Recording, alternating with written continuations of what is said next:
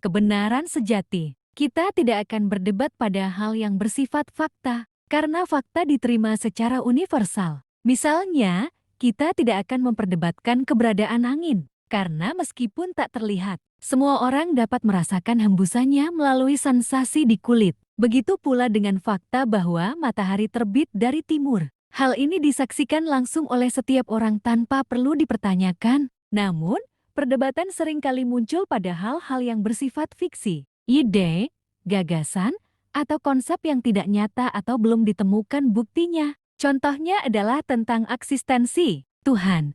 Tuhan merupakan konsep yang muncul dari ketidaktahuan manusia dan rasa takjub terhadap alam semesta. Pada kenyataannya, tidak ada seorang pun yang tahu secara pasti apakah Tuhan benar-benar ada atau tidak. Jika seseorang bersikeras menyatakan bahwa Tuhan itu ada, biasanya klaim ini didasarkan pada kitab suci. Namun, ketika ditanya, mengapa mereka percaya pada kitab suci? Jawaban yang diberikan seringkali kembali pada pernyataan kitab itu sendiri, yakni bahwa kitab tersebut berasal dari Tuhan.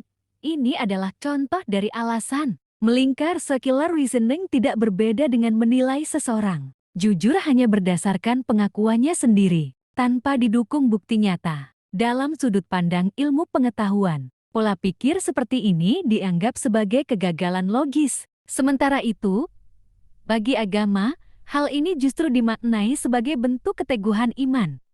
Namun, setiap orang boleh mengatakan Tuhan yang diyakininya atau agama yang diyakininya merupakan kebenaran sejati pada kelompok Siman, bukan dijadikan alasan untuk memaksakan orang lain agar percaya, ataupun untuk memengaruhi tindakan publik berdasarkan petunjuk agama tertentu. Selama tindakan seseorang tidak merugikan orang lain, maka tidak ada hak bagi siapapun untuk melarangnya. Jika seseorang mengatakan bahwa kebenaran sejati ada pada agamanya, maka pernyataan tersebut benar menurut sudut pandang agama yang dianutnya. Demikian pula, pernyataan tentang kebenaran sejati pada agama lain juga merupakan kebenaran sejati menurut sudut pandang agama tersebut. Dengan kata lain, klaim kebenaran agama adalah kebenaran yang bersifat internal dan berlaku menurut perspektif agama itu sendiri. Jangankan lintas agama, bahkan dalam satu agama pun, sering terjadi perdebatan tafsiran.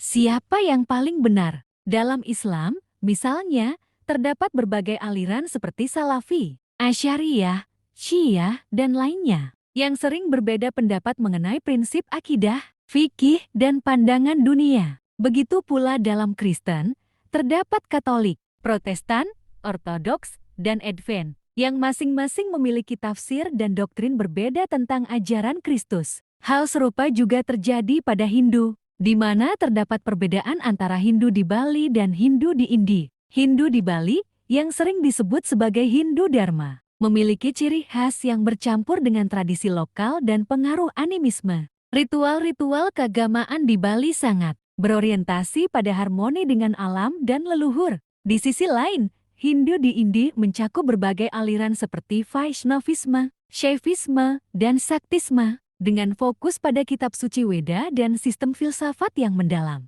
Perbedaan ini mencerminkan bagaimana agama dapat berkembang sesuai konteks budaya dan geografis masing-masing. Fenomena ini menunjukkan bahwa tidak ada satu tafsiran universal yang sepenuhnya diterima oleh semua penganut agama, bahkan dalam komunitas keimanan yang sama. Oleh karena itu, setiap klaim kebenaran seharusnya dipahami sebagai kebenaran dari perspektif kelompok atau individu, bukan kebenaran absolut yang bisa dipaksakan kepada pihak lain. Saya akhiri pembahasan ini dengan kalimat, apapun keyakinan atau agama Anda, itu merupakan kebenaran sejati menurut agama atau keyakinan Anda sendiri.